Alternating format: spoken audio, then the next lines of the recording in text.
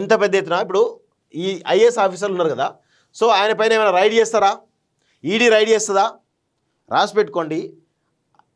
IAS కానీ IPS కానీ ఇట్లా ఐఆర్ఎస్ ఐఎఫ్ఎస్ ఇవన్నీ ఉంటారు కదా, వీళ్ళపైన ఎక్కడ కూడా ఈడీ రైడ్స్ జరగవు. ఎక్సెప్షనల్ కేసెస్ తప్ప ఈడీ రైడ్స్ కానీ ఐటీ రైడ్స్ కానీ ఇంకా సిబిఐ కానీ ఏవి ఉండవు. ఓన్లీ ఎక్సెప్షనల్ కేసులలో మాత్రమే ఉంటాయి, కొన్ని కేసులలో మాత్రమే ఉంటాయి. సో వీళ్ళు రాజకీయ నాయకుల కంటే అధికంగా సంపాదిస్తారు. రాజకీయ నాయకులు సంపాదించేది 10% అండి.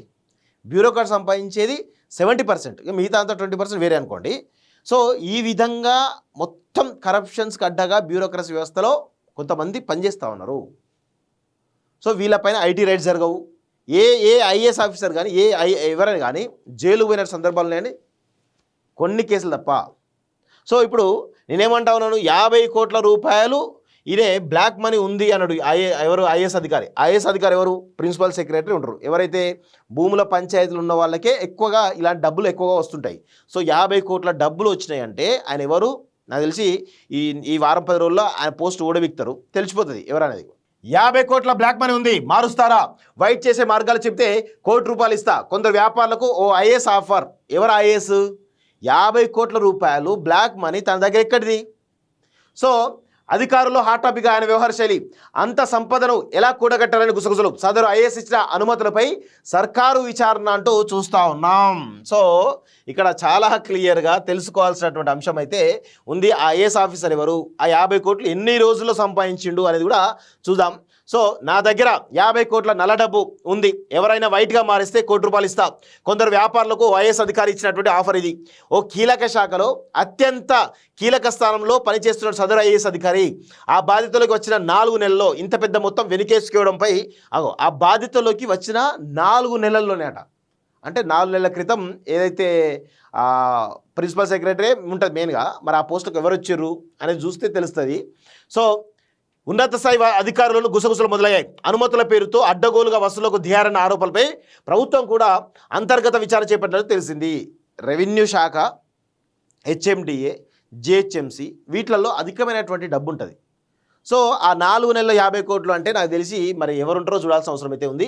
అనుమతుల కోసం ఓ వ్యాపారి ఇటీవల ఓ అధికారిని ఆశ్రయించగా 3 కోట్ల ప్యాకేజ్ తీసుకొని అనుమతులు ఇచ్చారని వ్యాపార వర్గాల్లో ప్రచారం జరుగుతుంది. అదే వ్యాపారంలో తన వద్ద ఉన్నటువంటి 50 కోట్ల నల్లధనం మార్చి ఇవ్వాలని తొలుత ఆశ్రయించారని, అందుకు ప్రతిఫలంగా ₹1 ఇస్తారని ఆఫర్ చేసినట్లు అది ఆ నోట ఈ నోట బయటపడి అధికార వర్గాల్లో చర్చనీయంగా మారింది. ఈ క్రమంలో గత 4 నెలల్లో ఇచ్చిన అన్ని రకాల అనుమతుల్లో ఆయన సొంత ఖాతాలో ఉన్నవి ఎన్ని, ఇతరత్ర మార్గాల ద్వారా అనుమతులు కావాలని వచ్చిన ప్రతిపాదనలు ఎన్ని అనే కోణంలో ప్రభుత్వం లెక్కలు తీసినట్టు తెలిసింది. అనుమతుల జారీలో సొంత పెత్తనం ఎక్కువైందనే ఫిర్యాదులు రావడంతో ఆయనపై ప్రభుత్వం కూడా గుర్రుగా ఉన్నట్లు సమాచారం. త్వరలోనే ఆయనపై వేటు పడుతుందనే ప్రచారం కూడా జరుగుతోంది. కాగా ఆయనకు సహకరించిన వ్యక్తులపైన ప్రభుత్వం కఠిన చర్యలు తీసుకునేందుకు వెనకాడబోదని ఓ ముఖ్య నాయకుడు తనకు సన్నిహితంగా ఉన్నటువంటి అధికారుల వద్ద ప్రస్తావించినట్లు తెలుస్తోంది. సో ఇంత పెద్ద ఎత్తున ఇప్పుడు ఈ ఐఏఎస్ ఆఫీసర్లు ఉన్నారు కదా, సో ఆయన పైన ఏమైనా రైడ్ చేస్తారా? ఈడీ రైడ్ చేస్తుందా? రాసి పెట్టుకోండి. ఐఏఎస్ కానీ ఐపీఎస్ కానీ ఇట్లా ఐఆర్ఎస్ ఐఎఫ్ఎస్ ఇవన్నీ ఉంటారు కదా, వీళ్ళపైన ఎక్కడ కూడా ఈడీ రైడ్స్ జరగవు. ఎక్సెప్షనల్ కేసెస్ తప్ప ఈడీ రైడ్స్ కానీ ఐటీ రైడ్స్ కానీ ఇంకా సిబిఐ కానీ ఏవి ఉండవు. ఓన్లీ ఎక్సెప్షనల్ కేసులలో మాత్రమే ఉంటాయి, కొన్ని కేసులలో మాత్రమే ఉంటాయి. సో వీళ్ళు రాజకీయ నాయకుల కంటే అధికంగా సంపాదిస్తారు. రాజకీయ నాయకులు సంపాదించేది 10% అండి. బ్యూరోక్రాట్ సంపాదించేది 70%. ఇక మిగతా అంతా 20% వేరే అనుకోండి. సో ఈ విధంగా మొత్తం కరప్షన్స్కి అడ్డగా బ్యూరోక్రసీ వ్యవస్థలో కొంతమంది పనిచేస్తూ ఉన్నారు. సో వీళ్ళపైన ఐటీ రైడ్స్ జరగవు. ఏ ఐఏఎస్ ఆఫీసర్ కానీ ఎవరైనా కానీ జైలు పోయిన సందర్భాలు లేని కొన్ని కేసులు తప్ప. సో ఇప్పుడు నేనేమంటా ఉన్నాను, 50 కోట్ల రూపాయలు ఇదే బ్లాక్ మనీ ఉంది అన్నాడు ఎవరు? ఐఏఎస్ అధికారి ఎవరు? ప్రిన్సిపల్ సెక్రటరీ ఉంటారు. ఎవరైతే భూముల పంచాయతీలు ఉన్న వాళ్ళకే ఎక్కువగా ఇలాంటి డబ్బులు ఎక్కువగా వస్తుంటాయి. సో 50 కోట్ల డబ్బులు వచ్చినాయంటే ఆయన ఎవరు?